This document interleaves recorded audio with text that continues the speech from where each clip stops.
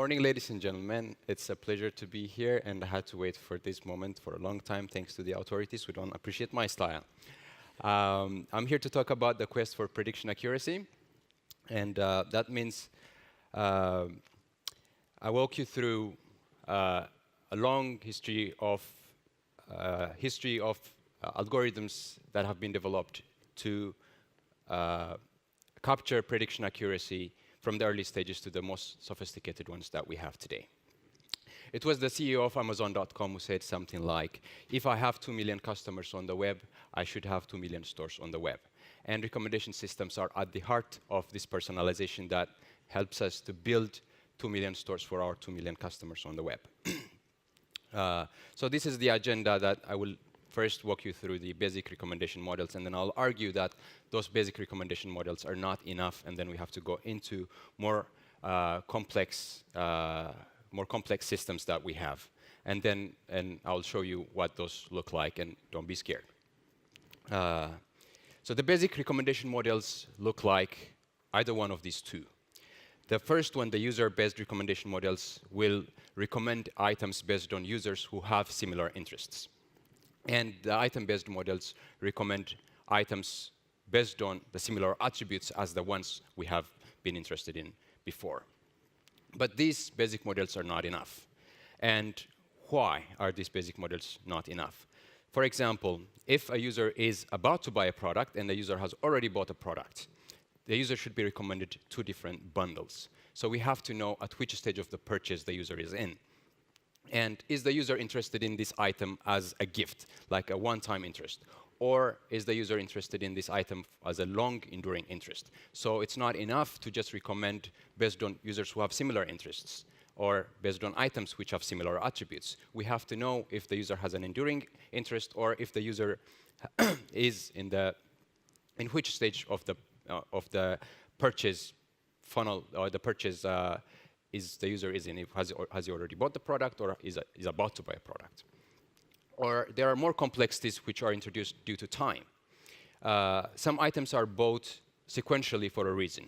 For example, new parents will buy baby bottles and teethers at the first stage of their newborn baby, and then they will advance into bikes and board books and so on.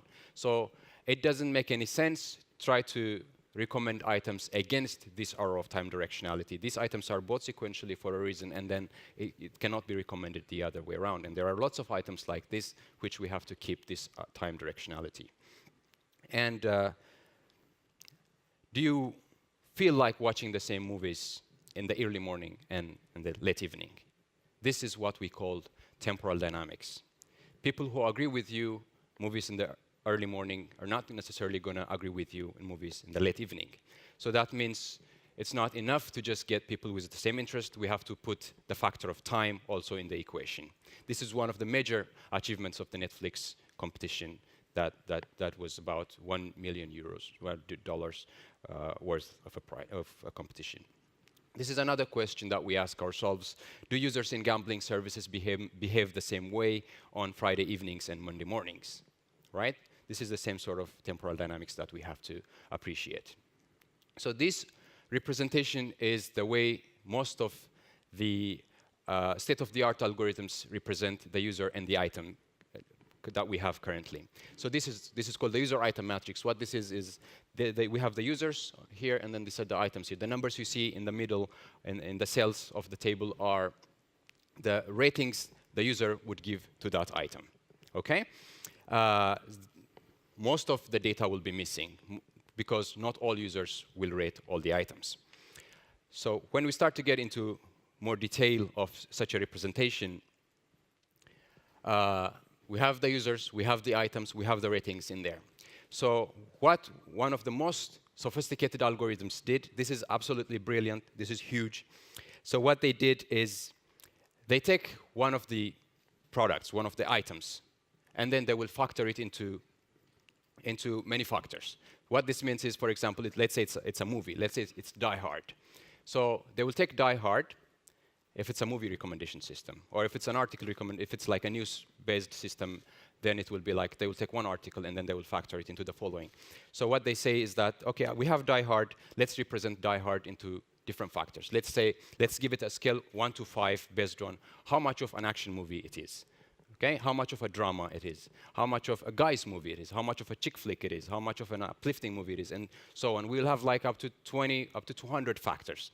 And then we'll say Die Hard is 1 out of 5, it's 5 action movie. It's like, there's a lot of drama, it's 5 out of 5 drama movie. And then it's a 5 out of 5 guys movie, and it's not so much a chick flick, so it's like 1 out of 5 in terms of chick flick. And then we have lots of factors like this. And then we'll take one user, and then we'll represent that user based on those corresponding attributes of the item. So what we say is that how much of an action lover is this user? And how much of a drama lover is this user? And then we have the user factors of one user, and we have the item factors of that item. And then we'll try to multiply those, and then we'll produce the rating of that item. Okay? So this is what it means. So they have the user factors and the item factors, and then we'll multiply, and then we'll try to estimate the rating that the user would give to that item. But then it's not so simple. Some users are very enthusiastic. They will like Santa Claus in Disneyland. And some users are very grumpy. So we'll try to factor out those biases. Some items are also very popular, some items are not. And then some items would keep being popular because they are popular. And we'll factor out all those biases, and then we'll try to calculate the rating based on those factors.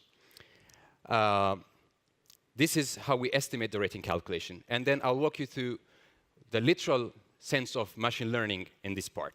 So we have the user item matrix.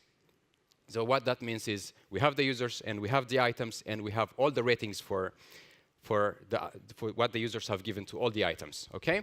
And then we will split the data into a training data and a testing data. And then we'll take the training data, and then we will factor out all the users, and we'll factor out all the items like I was talking before. And we will say we have already the actual rating of the users for all the products. And then now we are going to say, OK, we don't know what kind of movie Die Hard is. Let's start with random values for Die Hard, and let's start with random values for one user. And then we will say, OK, let's multiply it and then try to see if our prediction matches the actual rating the user has given. And then we'll say, no, it's so much off from what we're estimating. And then let's tweak the values a bit. And then we'll tweak the values a bit, and then we'll try again. And then we'll see, still we are off. Let's try it again. And then we're trying to learn what kind of user the user is, what kind of movie the movie is. This is the literal sense of machine learning. So the machine is trying to learn what kind of movie the movie is and what kind of item the item is. And then when we have actually predicted with a minimal error between the actual and the estimated values, then we have modeled the movies and the users perfectly or correctly, or to satisfying level. Okay, now we have all the values there, and then we'll go into the testing. So we have some of the data for testing, and then we'll take the user models and the item models, and then we'll test based on what we have built in the previous training stage. And we say, OK, this has performed very well. We can deploy it, and then we can deploy those models. And then next time a user comes to a movie that he has never encountered before, we'll say, OK, this user is most likely to like this item that he has not encountered before, based on what kind of interests the user has and what kind of attributes the item has. All right? So this is the training stage. The machine is learning those values, and that we test it, and then we deploy. So there are stochastic gradient descents, alternating least squares. I'm just dropping names here to learn those factors. And this method is called matrix factorization. And this matrix factorization can match users who have not rated no common items, but the items have underlying common preferences or common attributes. The users have common preferences based on the items that they have rated, but they have not rated any common items. Or we can match items which don't mention the same terms, but they are talking about the same things. Let's say we have two documents. One is talking about a computer, the other is talking about a data processing machine. And this one doesn't mention a computer at all. It's all talking about data processing machine. And then our system would look at it and then will say, hey, these two things are talking about the same thing, even though they don't mention the same word in their document. Because they're talking about similar attributes. And then we can match those documents together. And then we can, based on this, we can express abstract interests, such as well-written stories, or uplifting soundtracks, or well-built furnitures. These are not things we can normally model, but with these sort of things we can model. And then by doing this, we can get into a lot more accurate predictions. As a conclusion, the basic models are not enough to capture all the complexities of real-life scenarios, and more accurate predictions, as a result, require more complex models. And we, as a result, need to merge the user-based and the content-based models that we saw as in the basic stages. And as a result, we'll get more prediction results. And that's my story. Thank you very much.